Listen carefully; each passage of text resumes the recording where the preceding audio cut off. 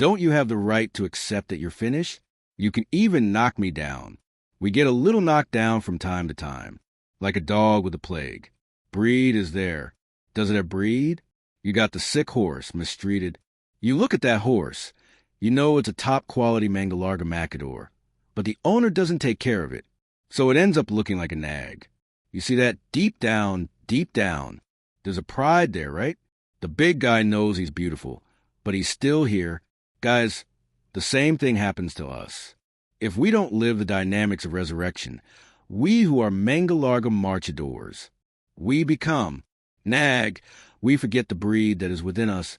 You holy descendant, the holy territory. Retake the dynamics. You, for the love of God, do you remember the structure that is there inside you? Network. You need to make your life worthwhile. You can't continue your life without it being worthwhile. Boy, but it went so wrong. Until today, it doesn't matter. No, you're screwed. It doesn't matter how many failures you've experienced until today. It doesn't matter how many times a bull of life has challenged you and defeated you. Even though we're all here united in a mission, we want to make our lives worthwhile. Is that your challenge? To make your life worthwhile. To make your challenge worthwhile. To make your suffering worthwhile. Don't give up on your challenge. Don't give up on your story. Don't give up on your family. Don't give up on yourself. Resume the dynamics of resurrection in our lives. Resume our commitment to resurrection. Make life worthwhile. That's the phrase, my people. And this is the moment of restitution. It's God wanting to give us back everything we've lost. Because God is not indifferent to us. Yours now. I ask the Lord now for everything you need. Who knows, strengthened in his will, died in your will, in your desire to be a different person, to make a difference in today's world. Through your word, your gesture, your smile. You don't get caught up in this easy movement of life, which often takes everyone away, and people start to detach themselves from the responsibility of being a living announcement of the resurrected Christ in today's world. If you have courage, expel from within you, in the name of the precious blood of Jesus, everything that enslaves you, everything that is a clear reason for your lack of flavor. And do you renounce all of this? For the love of yourself, for the love of your children, for the love of those you say you love. Declare that your identity is eternity, because you are holy territory, that you are not a vacant lot to be filled with trash, impurities, no. Expel all the words that one day destroyed you. Expel all the power of the enemy with his power of dirty words. That ruined your heart when you paid too much attention to what you didn't pay attention to what others pointed out as trash in you, and you assimilated that as if it were a truth when you forgot your self-love. When did you allow lies, gossip to take over you? Declare this holiness of you that you need, that you deserve. Maybe sometimes you pay too much attention to Adam. No, your destiny is different. The big market has already been overcome. The kid in him is enough. He's in us. The thing is to take good care of Adam, who is inside you, and of the weed that is inside you. I think it's very unfair to say that Hebe got into trouble with sin. Anyway, tell me, right, that everything was fine in paradise? One day, she decided to get a straightening treatment at the salon next door. Okay, I'm going to go for a walk, shall I? And the confusion set in. Now I can't solve it. You can't solve it. Jesus solved it for us. I carry Adam inside me. You carry Eve's strengths inside you. Now, he found a way to tie this creature down. And he found a way to configure his Christ, because that's the beauty of the process. When you discover that you're letting go of some of the weights, that you're becoming lighter in this process of being, that you're making the choice for things above, how are you stopping yourself from getting stuck in these bad things, in what's no good, in what's useless? Why waste your time being envious if you can build a beautiful story too? Why waste time with your infidelities if you can be faithful? Why waste time with vices if you can live a healthy life? Why pull yourself down if you can pull yourself up? Elevate. Be the bearer of a word that does good, my people, of a word that gave the other the possibility of being elevated. Art has this power. It lifts us up. I was listening to Gil singing the responsorial psalm here. It makes me want to go up to where, I don't know, It's as if we were letting go. It's so beautiful. It's so beautiful. It elevates us. The liturgy needs to have this power to elevate us, to transform us, to make us lighter. What does Jesus need to take from you today? What? Do you know? That has represented an obstacle to your love and to your freedom. What is the stripping away that you would need to live today because of your joy? Isn't it a stripping away for himself? God never takes something like that away from us. He doesn't have in mind to give us something greater from this math of Jesus. It's illogical because he takes away the bad things and gives good things. You that sometimes you pay too much attention to Adam. No, his destiny is different. Has Adam already been overcome? He has already arrived here from him. He is in us. The thing is to take good care of Adam, who is inside you, and of the weed that is inside you. I think it's very unfair to say that Hebe got into trouble with sin. Anyway, say, right, that everything was fine there in paradise. One day, she decided to get a straightening brush in a room next door. Okay, let's go for a walk, shall we? And the confusion set in. Now I have no way of resolving it. You have no way of resolving it. Jesus resolved it for us. I carry Adam inside me. You carry the forces of Eve within you. Now you have found a way to tie up this creature. And you have found a way to configure your Christ. Because that is the beauty of the process. When you discover that you are throwing away some of the weights, that you are becoming lighter in this process of being, what are you doing? Choosing things from above. What are you doing to stop sticking to these bad things, to what is no good, to what is useless? Why waste your time being envious? If you can build a beautiful story too, why waste time with your infidelities if you could be faithful? Everything that demands fidelity in today's world is very difficult. Do you know why? Because we are constantly encouraged to be lazy, because it will take a lot of work. Let's take the easy way. Let's take the simple way. You don't become a champion on the simple way. The easiest way is to take the simplest path. You don't become a champion on the simplest path. Do you want to win? Get ready for the fight. Do you want to win?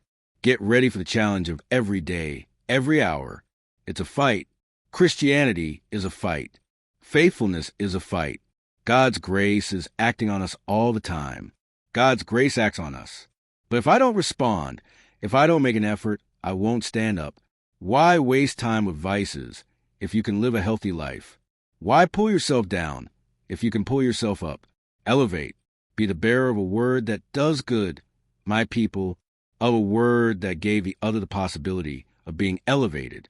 Be careful with the words you pronounce. In other words, be careful with the spirit of the pig, which sometimes gets among us. Some people have a pig spirit that loves to snoop around. They keep snooping around in everything that's bad to tell about it. Do you know? Oh, give me a glass of water, people. She creates this whole theater so that everyone can be terrified of what she's going to tell. I can't even believe it. Get me a chair so I can sit down. What's up, creature? Is your husband cheating on you? It's such a shock. Pig spirit. Or does everyone find out that you're sick to tell about it? She loves it. The bearer of bad news? And the studied face? The face already says everything she loves. Bad news. Gossip? People, the worst thing there is. Even you spreading something around that you don't know if it's true. And if it is true, it's ugly. Imagine you slandering someone else. A word without discernment. A word said without the necessary discernment. People, Drummond Andrade had a beautiful expression in one of his poems. He used to say this before writing his poem, live with it. Before the poem happens in your life, in the form of words, let it exist within you. Chew these words well. Extract from these words what is most precious, most sacred, and don't just throw up your things in any way. What you want to say to the other person, don't delay your words in your mouth a little longer. Go through the discernment if what you're going to say will do good or harm to the other person. We need to know, because sometimes we say the right thing, but at the wrong time. Sometimes we need to say what the other person needs to hear, but it is not the time when they can hear it. Sometimes we need to create a space of the truth. The recklessness of often saying what we want to say. We will ruin the soul of the other. We will harm the other. We will use our words to be the opposite of what we need to say. Well, My people, the thing is that we will always have two figures for us to observe. How much can we be like Adam? And you can be sure to be like Adam, we don't need to make any effort. It really is an effort. Being like Adam requires no effort. Now, if you put Jesus' condition next to Adam's, the way Jesus lived, what Jesus said, what Jesus saw, how he saw, the way he was, then you have a difference. And to be like him is a hard work, but no one promised us it would be easy. It's so good to notice the change in ourselves, isn't it? You discover that Jesus really changed. It's not idle talk. Yesterday I was thinking, was I remembering how my life was? How many things happened in my story to change since I left Minas? In the land that I carry so alive within me, with all its riches, just as Minas has always been rich in precious stones. This wealth of a simple people, of a people who can translate the experience of God into such concrete things.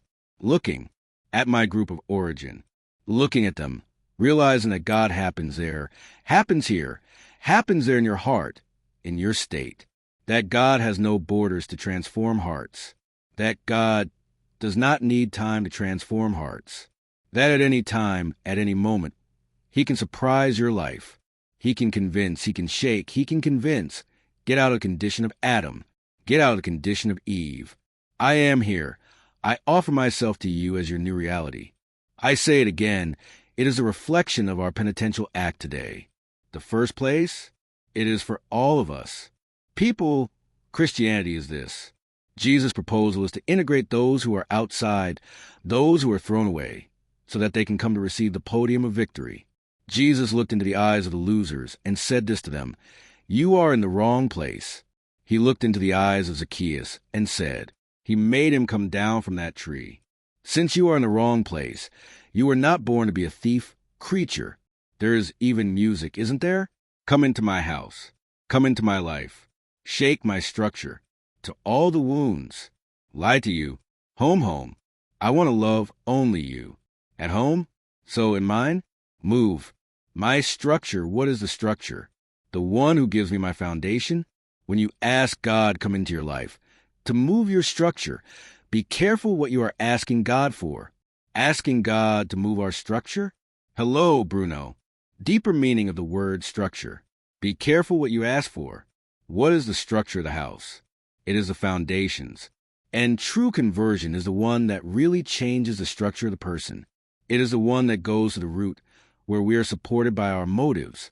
I believe that the great challenge for us today is to enter the reverse side of the gospel. The right side has already been shown many times. And many times, the right side is the most comfortable side, even the easiest side. Now, change in the reverse side, right? The reverse side, where we investigate our real motives. It is the place where we discover that our religious belonging can even be a diabolical truth. It is the place where I discover that my priesthood can be a truth of a diabolical vanity that is undermining from behind, because the devil does this to us.